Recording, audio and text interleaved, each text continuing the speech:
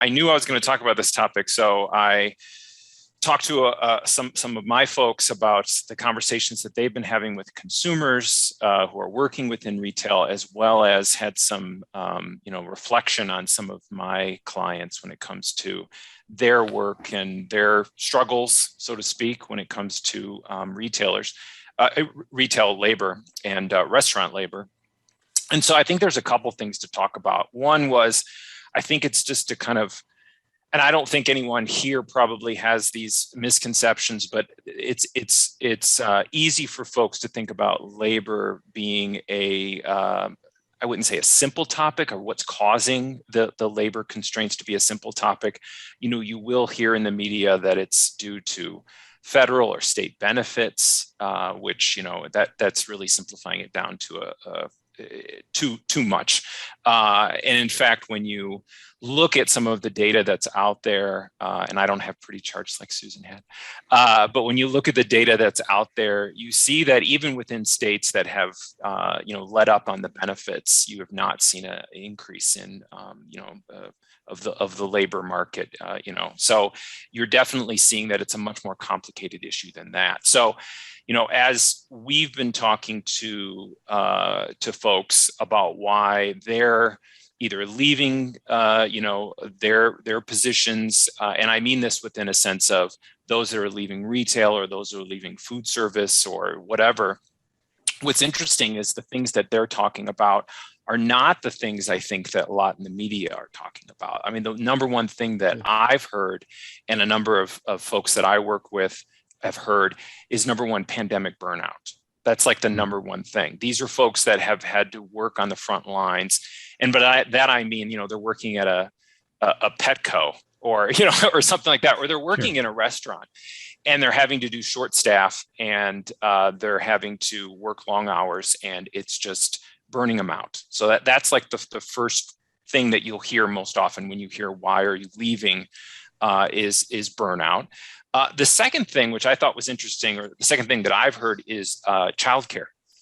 Because of the stress on the labor industry and shutdowns in childcare, it's very difficult for folks to have a schedule that allows them to have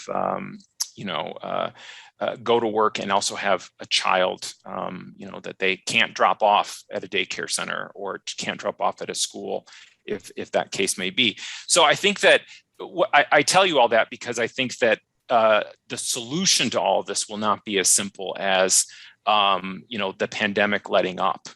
I know that's kind of, because right now I think Susan even had the labor statistic up there that we're actually not at a record low unemployment. Like you usually see these type of things in a record low. We're around 6%. I've seen around 6%. And so, but at the same time, you've seen, restaurants, I have it right here, the number of people that quit back in June, 650,000 retail workers quit in 1 month.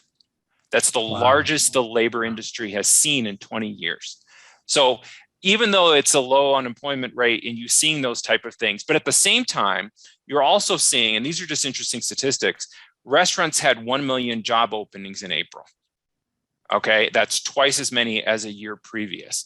And so even though, as Susan pointed out, you have a lot more folks wanting to go back to restaurants, they're not going there. So that, and then at the same time, now you're seeing restaurants, you're seeing supermarkets, you're seeing retailers in general. How are they going to entice people back into the labor force, into the retail, into manufacturing and things like that? So you're seeing raises, you're seeing incentive pay, you're seeing one statistic I thought was interesting is restaurant and supermarket average pay now just went above $15 an hour.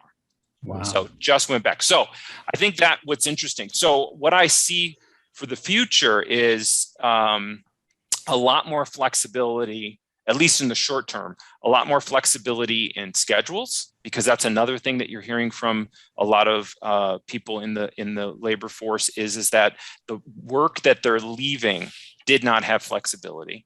So you're going to see more flexibility in schedules, more flexibility in how you work, and setting your hours in the way that you need, especially when it comes to that things like childcare.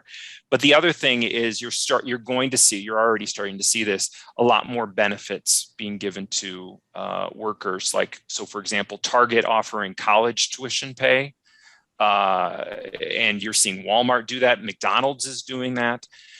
And so I think you're going to see a lot of that. But the other thing I think you're seeing, and it's just starting on the edges, is a lot more power to unions, because of their ability. They have a lot more of this, to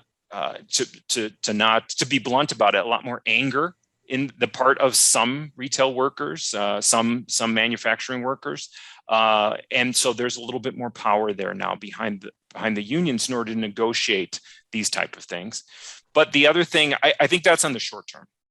In the long term, though, you are seeing a lot more manufacturers investing in automation, because this is definitely hurting manufacturing in some way, shape, or form.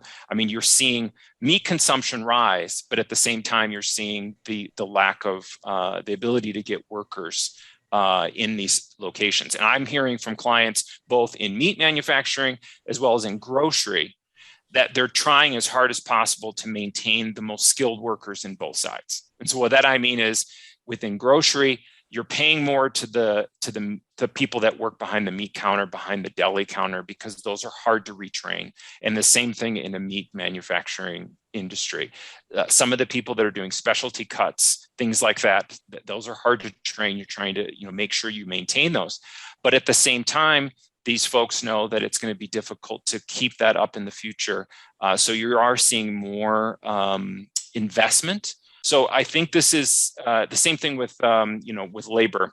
It's been an issue for a while. COVID just exaggerated it. COVID just made it something that I think we had to pay attention to right now.